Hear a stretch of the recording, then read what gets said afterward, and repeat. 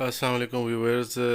बिलाखिर पाकिस्तान ने पहला T20 जीत लिया है। न्यूजीलैंड के दौरे पर गई कौमी क्रिकेट टीम और बड़ा ही एक जारहाना अंदाज में खेले और 205 रन्स का जो हदफ था वो उसको हासिल किया। अब 5 मैचेस की ये सीरीज़ है और अगर ये नाकाम रहते तो सीरीज़ भी निकल जाती है। अभी 2 मैचेस बची हैं जो दूसरा कल खेलने जाना है। Man of the match Hasan Nawaz रहे, लिया से जिनका ताल्लुक़ है। उन्होंने ख़ासी गुफ्तगू की है मीडिया से, आइए आप सुनिए। हसन, पहले 2 मैचेस के अंदर 0 पर आउट होने के बाद कितना प्रेशर आप फील कर रहे थे और इस प्रेशर को रिलीज़ करने के लिए कल परसों क्या करते रहे हो, कुछ बताएंगे बैकग्राउंड? बिल्कुल, जब मैं 2 मैचों में आउट हुआ था तो मेरे माइंड में था कि बस अब, क्योंकि पाकिस्तान का आपको पता है, फिर मैंने यही सोचा था कि डोमेस्टिक में जाऊँ। लेकिन जिस तरह आगा ने मुझे और शादाब ने बैक किया कि यार हमें पता है आपके स्किल का, अब जब भी खेलोगे तो आप मैच जिताओगे, तो उसी पे बिलीव था। और आज भी यही था कि मैंने पहले एक सिंगल करना है इंटरनेशनल में, तो जब वो सिंगल हुआ तो सारा प्रेशर रिलीज़ हुआ और उसके बाद मैंने अपनी गेम खेली। आगाज़ के अंदर साज रहे न्यूजीलैंड की कंडीशन के अंदर नए बॉलर्स तंग भी करते हैं, लेकिन कालजिन में था जब थोड़ा प्रेशर रिलीज हुआ। बिल्कुल, हमारे माइंड में सिर्फ अटैक है। जिस तरह के लोग, जिस तरह के दूसरे मुल्क के खेल रहे हैं लोग क्रिकेट, तो हमारे माइंड में यही है कि हमने वही क्रिकेट खेलनी है। बेशक फेल हों, क्योंकि हम शुरू में फेल होंगे, लेकिन माइंड में यही है कि हम फेयरलेस क्रिकेट खेलेंगे।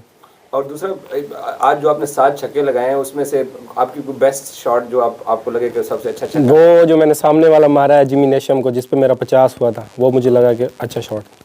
दूसरा हसन, इस तरह की कंडीशन के अंदर पेसर्स को रन्स उससे चुराना आसान होता है या स्पिनर से? कंडीशन आपको कैसी लगी? स्पिनर्स पे यहाँ पे थोड़ा इजी होता है, पेसर पे थोड़ा एक्स्ट्रा बाउंस होता है, क्योंकि हम ऐसी कंडीशन में तो कभी नहीं खेला। हमारी डोमेस्टिक की आपको पता है वहाँ की पिचेस थोड़े लो बाउंस होती हैं, तो पहले 1-2 मैच मुझे लगे हैं कि यार डिफरेंट। फिर मैंने अपनी बैटिंग की और कोच के साथ बैठ के थोड़ी वो बात की कि हम कहाँ पे वो गलत कर रहे हैं, तो वही प्लान करके आज मैं गया था बैटिंग पे, तो अल्हम्दुलिल्लाह उसमें सक्सेस मिली है। अब जब सऊदी को आगा ने 2 चौके लगाए और उसके बाद उसने बात कर रहे थे, हम भी देख रहे थे जैसे वो आपको सेंचुरी का मौका देना चाह रहा है और आप उसे कह भी रहे थे कि आपको शॉट अच्छी आ रही है, तो वो ज़रा बताएं कहानी। नहीं, बिल्कुल उसने बोला था, लेकिन मैंने कहा था नहीं, मैच फिनिश करो, मुझे सेंचुरी का कोई शौक नहीं है, इंशाल्लाह मैं आगे भी कर सकता हूँ। तो यही बोला था कि आप मैच फिनिश करो, मैं अगर मेरे नसीब में होगा तो मैं कर लूँगा। दूसरी चीज़ ये है कि आप माशाल्लाह इंटरनेशनल क्रिकेट में अपना नाम बना चुके हैं। अपनी बैकग्राउंड के बारे में बताएं और इस जर्नी में, और स्पेशली जो पाकिस्तान क्रिकेट बोर्ड की मैनेजमेंट ने, जो क्रिकेट बोर्ड ने, जो सिलेक्टर्स ने आपको बैक करके जो चांस दिया है, वो ज़रा जर्नी तो बताइए। जर्नी मेरी, मैं बिल्कुल मिडिल क्लास फैमिली से हूँ और लिया से हूँ। बिल्कुल क्रिकेट का कोई मेरा बैकग्राउंड नहीं था और मैंने अल्हम्दुलिल्लाह इस सीज़न बहुत अच्छा परफॉर्म किया तीनों फॉर्मेट में, जिससे मुझे पाकिस्तान में इधर मौका मिला है। सेलेक्टर्स हसन चीमा की, मुझे जब मैं 2 दफ़ा आउट होता था तो वो उसकी मुझे मैसेज और कॉल आती थी कि यार मुझे पता है कि तुम प्लेयर हो और तुम करोगे। तो वही ऐसे सिलेक्टर, उसका भी बहुत शुक्रिया जिन्होंने मुझे बैक की।